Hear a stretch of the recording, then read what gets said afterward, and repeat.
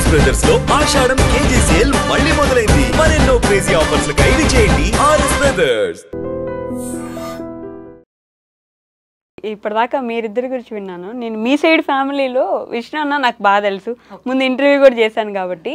ఈ మధ్య మీ వీడియోస్లో గమనిస్తున్నా, లేకపోతే ఈ మధ్య కొంతకాలంగా గమనిస్తుంటే మీరు విష్ణు అన్న మాట్లాడుకుంటున్నట్లు లేరుగా. అంటే స్టార్ట్ అవుతుంది కచేరీ, మెయిన్ కచేరీ అన్ని యాంగిల్స్ ఇక్కడ ఫోకస్ పెట్టండి ప్లీజ్.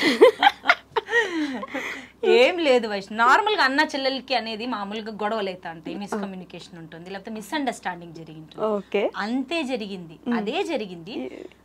దానివల్ల ఏమైపోయిందంటే గ్యాప్ పడిపోయింది. అంతే జరిగింది, అదే జరిగింది అన్నారు. ఏం జరిగింది, ఎలా జరిగింది చెప్పలేదు. మామూలుగానే ఒక సిచ్యువేషన్ లో నన్ను తప్పుగా అర్థం చేసుకున్నాడు విష్ణు అన్న, అంతే. కానీ నా ఇంటెన్షన్స్ అనేది ఆ పర్సన్ కి తెలుసు, విష్ణు బాగా తెలుసు, సింధు ఎట్లా అనేది బాగా తెలుసు. అలాంటి మనిషి నన్ను తప్పుగా అర్థం చేసుకున్నాడు అనేది ఒక బాధ. ఓకే, అసలు నేను నా నుంచి ఏ ప్రాబ్లం లేదు, నాకు తెలుసు నా ఇంటెన్షన్స్ ఎలావి అని.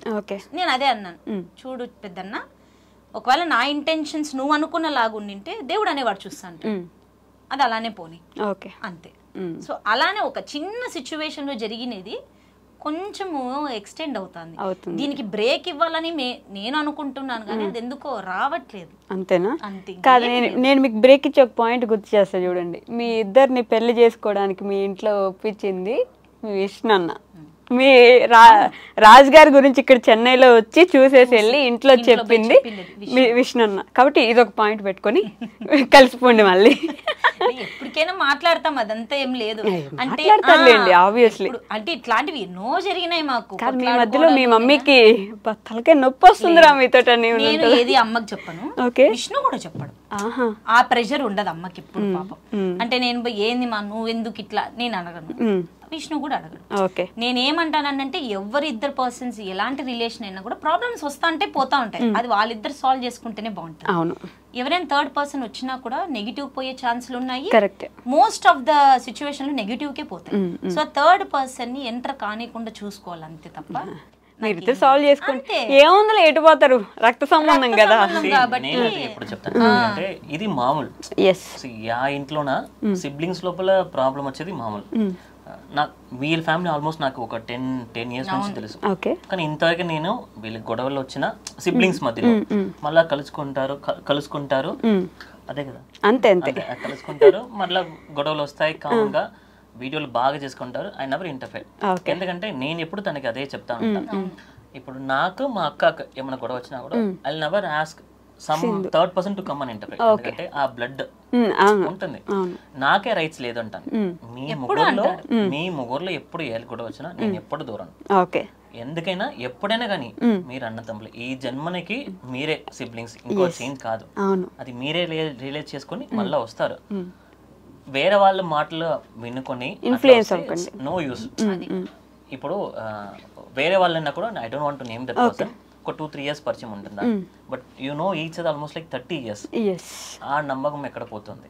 సో మీకు ఎప్పుడు ప్రాబ్లం వచ్చినా మీరే సాల్వ్ చేసుకోండి, మీరు హ్యాపీగా ఉండండి, అంతే. నువ్వు పోకూడదు, ఇక్కడ రాకూడదు, అది చేయకూడదు నేను ఎప్పుడు చెప్పను. సో అది ఉంటే అది ఇంట్లో ప్రాబ్లం ఉండదు. బట్ ఆపోజిట్ పర్సన్ ఎట్లా తీసుకున్నారే వెరీ ఇంపార్టెంట్. అవును, కానీ ఈ మాట్లాడుతూ మన అనంతపూర్ స్లాంగ్ మాట్లాడుతున్నారు, ఎంత బాగా అనిపిస్తుందో నాకు. యా ఊర్లో యా ఇది ఇది మాట్లాడుతున్నారు, అదే నిజంగా అడాప్ట్ చేసేసుకున్నారు మీ బాడీ లాంగ్వేజ్ తో సహా. లాంగ్వేజ్ ఎంత ఎక్స్పర్ట్ అయినా స్టూడెంట్ అంత ఎక్స్పర్ట్ ఉండాలి కదా. అవునండి. కాదు, మీతో విష్ణు అన్న గానీ లేకపోతే రాధికమ్మ గానీ ఎలా ఉంటారు? మా అమ్మతో బాగా, అంటే రాజుకి ఏముంది అంటే అమ్మకి ఇచ్చే రెస్పెక్ట్ అమ్మకు ఉంటుంది ఎప్పుడు, అంటే ఆ చనువు తీసుకొని ఎప్పుడు. Life what we are having now is because of మా అత్త. నేను అది ఎప్పుడు చెప్తా, ఆ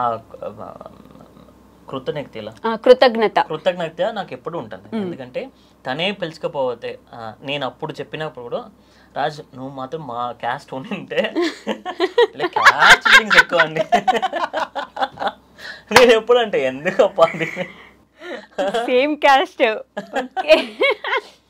అప్పుడు ఎక్కువ అత్త అట్లే చెప్పింది, ఇట్లా చెప్పినారు నువ్వు మాత్రం మా క్యాస్ట్ అంటే నీకే పెళ్లి చేసేవాళ్ళం సరే ఓకే అని. తర్వాత కూడా అత్తనే, ఎందుకంటే అత్త లేకపోతే ఒక ఇంట్లో ఎవరికైనా కానీ ఆడపిల్లలు ఎడ్యుకేషన్ ఇస్ వెరీ ఇంపార్టెంట్. ఆ ఎడ్యుకేషన్ ఇచ్చింది మా అత్త. నేను ఓపెన్ గా చెప్తాను, ఎంతమంది మేము ఎడ్యుకేటర్ చూపించుకున్నాము వాళ్ళే అన్నారు చదవకూడదు, వద్దు, ఎందుకు అక్కడ అని. కానీ మా అత్త అక్కడ ఒక స్టాండ్ తీసుకున్నది, తను చదవాలా, ఇక్కడే చదవాలా అని. తను దారి చూపిన వల్ల నాకు దారికి దొరికింది. లేదంటే ఇక్కడ తను ఎక్కడో అనంతపురంలో ఉంటుంది. ఒక లేడీగా ఒక ఫ్యామిలీ చూసుకోవడం వెరీ గ్రేట్. కరెక్ట్. అంటే మా మామయ్య సపోర్ట్ ఉండింది కానీ ఎక్కువ సపోర్ట్ లేదు, very frank, nothing height to that. So ఆ స్ట్రాంగ్నెస్ మా అత్తలో ఉంటుంది, చాలా స్ట్రాంగ్, వెరీ స్ట్రాంగ్, వెరీ. అంటే పక్కన వాళ్ళు ఎంత మాట్లాడినా అదంతా వదిలేయి.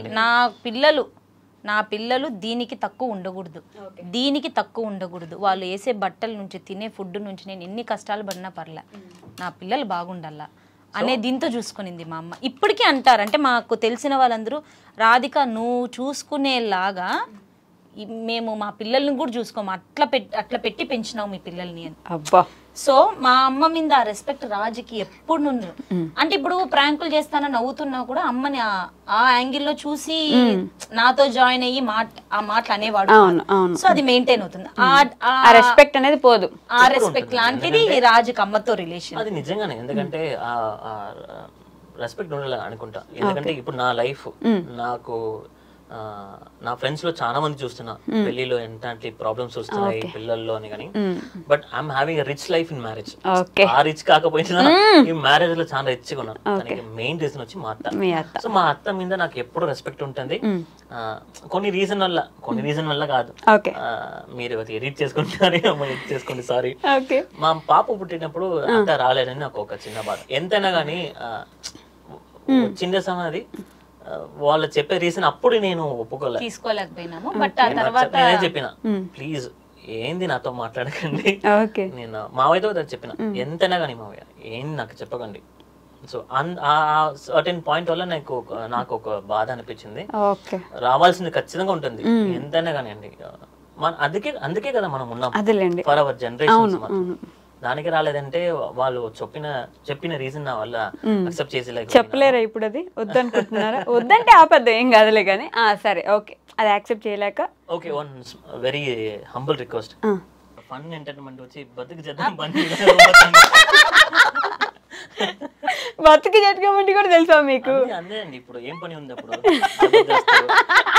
దీ జోడి, బతుకు, రోజా గారిది, ఇంకా సీరియల్ మొదలు చూసిన. ఏంది క్రిష్ బాల ఏంది ఉంది, ఒక చూసడమే. ఇది ఉంచండి గైస్ మీరు. ఓకే, అయ్యో రామ. సరేలే, మొత్తానికి ఎప్పుడైనా సరే ఫ్యామిలీ అది వదిలేండి ఇంకా. సో విష్ణుతో ఇప్పుడు మా ఇద్దరికి ఏదో మిస్అండర్స్టాండ్ చేసుకో. నువ్వు మాట్లాడకూడదు, వాళ్ళ ఇంటికి పోకూడదు, ఏం ఎప్పుడు చెప్పాడు. ఓకే, ఎంతగానే ఇప్పుడు కాదు, ఎప్పుడైనా కానీ మీరు ఫ్యామిలీ బ్లడ్ అది ఉంటుంది. ఓకే, సో నన్ను ఫోర్స్ చేయకుండా. సో ఫైనల్ గా అప్పుడు మా రాజు గారిని మీరు గుడిలో నుంచి నేను నిన్ను ఫ్రెండ్ గానే చూసానని, మళ్ళీ ఇంటికి వచ్చినప్పుడు నువ్వు ఇంట్లోంచి బయటికి పోన్నారు కాబట్టి, ఇప్పుడు మీ దగ్గర నుంచి నాకు ఒక క్యూట్ స్వీట్ ప్రపోజల్ కావాలి. రాజు గారికి మీరు ప్రపోజ్ చేయాలి. ఎప్పుడు మీరు చేయలేదు పాపం. మోస్ట్ అన్రొమాంటిక్ పర్సన్ అండి. అయ్యో, నేనైనా రోజు లేసి, ఇంతవరకు తప్పల, రోజు లేసి ఒక హగ్ ఇచ్చేసి ముద్దు పెట్టి ఐ లవ్ యూ చెప్పకుండా పోయిన రోజే ఉండదు. ఇంతవరకు అక్కడ నుంచి ఐ లవ్ యూ ఎందుకు చెప్పలేదు, చెప్పినా కదా. ఇప్పుడు ఐ లవ్ యూ అని కాదు, కొంచెం నీట్ గా క్యూట్ గా ఒక నుదుటి మీద ముద్దు పెట్టేసి ఒక స్వీట్ ప్రపోజల్ చేసి రాజు గారు ఈరోజు మీ డ్రీమ్ ని మనం నెరవేరుద్దాం. నేను పంపించాను సింధు గారిని, ఇట్లే కూర్చుంటా నేను. మీరు చెప్పాల్సింది ఈరోజు, నన్ను చూడకండి. ఇప్పుడు రాజే గాని నా లైఫ్ లో లేకపోయింటే అది రాజుకు కూడా తెలుసు. నువ్వే గాని అంటే అదేదో అంటారు కదా, నేను ఎంత హర్ట్ చేశానో నాకు బాగా తెలుసు. సో నేనే గాని ఉనికి పెట్టి ఇంకా బాగుంటా నేను. రాజు గారు మంచి ప్రపోజల్ చేయండి. ఫ్లోలో పోతాను. నేను అమెరికాలో ఉన్నేసిన వాళ్ళని ఇక్కడ ఉన్నా, నేను నా బతికి ఇట్లా. అంటే ఇప్పుడు ఆ ట్రెండ్ అట్లే కదా, ప్రతి ఆంధ్ర అమ్మాయిలో యూఎస్ లో ఒక అబ్బాయి ఉంటాడు ఖచ్చితంగా. ఎట్లైనా కానీ అక్కడ పెళ్లి చేసుకుంటారు, అక్కడ నుంచి వీరే మొదలు పెడతారు. ఆంధ్ర అమ్మాయిలు చేసుకుంటున్నారా ఏమి వేరే స్టేట్ అమ్మాయిలు చేసుకోవడం లేదా? ఎక్కువ ఏం లేదు, ఎంచినావా నువ్వు ఏమన్నా లేదు కదా. సర్లేండి, ఇది ఇప్పుడు మీరు మంచి ప్రపోజల్ చేస్తారు, ఆవిడ గమనండి, హెడ్ చేయకండి. ఇది కూడా కామెడీగానే పోతుందిరా బాబు. అదే నాన్న, నేను ఎంత హర్ట్ చేశానో చాలా సారీ. ఇది ఇప్పటికి ఎప్పుడు చెప్తాను, ఇది నేను ఉన్నంత వరకు నేను ఖచ్చితంగా దానికి సారీ. ఎప్పుడు ఇది నిన్ను ఎంత హర్ట్ చేశానో నాకు తెలుసు, నీకు తెలుసు, ఆ పైన భగవంతుడికి తెలుసు. కానీ నువ్వు ఎంత ఇంపార్టెన్స్ ఇచ్చావో నాకు. నువ్వు వచ్చిన తర్వాతనే నా లైఫ్ ఇంత బాగుంది. మేబీ ఎవరో పర్సన్ వచ్చింటే నేను ఇలా ఉండేదాన్ని కాదేమో. సో లవ్ యూ చెల్లం. Thank you. ఆవిడ ముద్దు ఇవ్వడానికి వచ్చింది, మీరు తీసేస్తున్నారు. అయ్యయ్యో, లేదు లేదు, మాకు ఇది 4 head కిస్ కావాలి.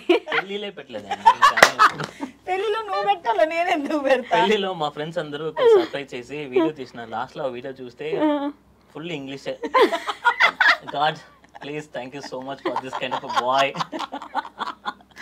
ఇంకా నవ్వుతాం ఆ పెళ్లి వీడియో చూసి.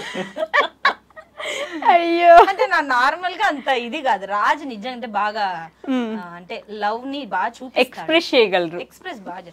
నేను చేస్తాను, ఎలా ఉంటాయంటే వంటల్లో మళ్ళా నేను ఎప్పుడు అంటాను బాగా చేసి పెడతాను, మంచిగా తినల్ల నాన్న, బాగుండల్ల బంగారు, అది ఇది. అదే నా లవ్. నేను లవ్ యూ బాయ్ చెక్ చెప్పలేదు మంచి లక్ష్మి ఫ్యాన్ అని చూసిన బయటకు వచ్చింది. దండం పెడతా. అయ్యో, మా తెలుగింటి అల్లుడు అయిపోయినాడు పూర్తిగా. అసలు మన వాళ్ళు అందరి పేర్లు చెప్పేస్తున్నారు. నేను ఎన్ని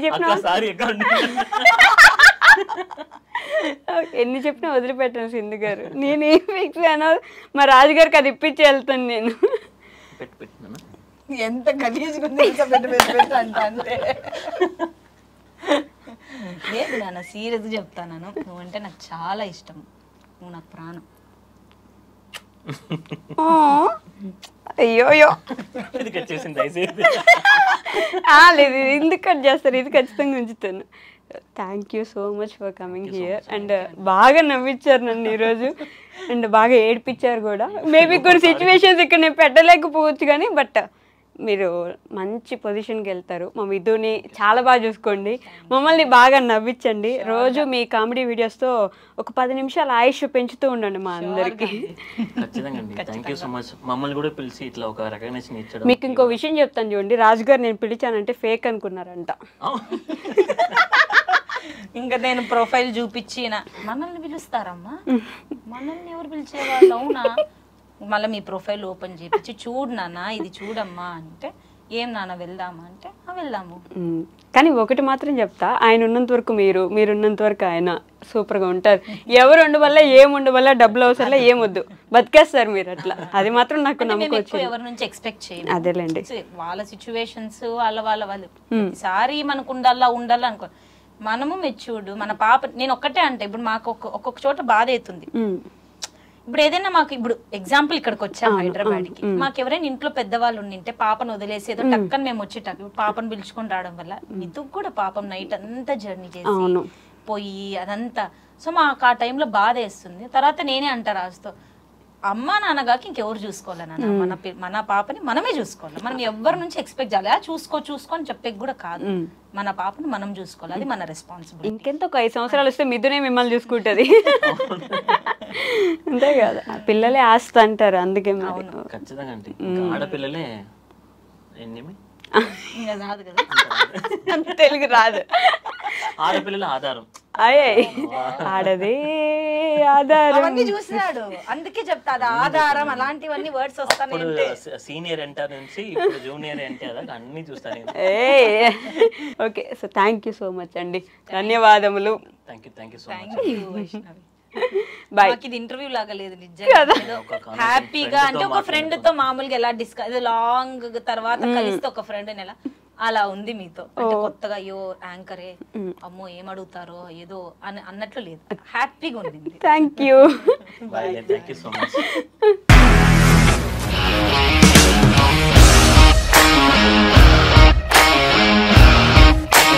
ఇండస్ట్రీలో కమిట్మెంట్ ఇష్యూస్ వస్తే నీకు కూడా వచ్చినట్టు మార్నింగ్ తీసుకెళ్ళాలంటే కొద్ది పడేశాడు.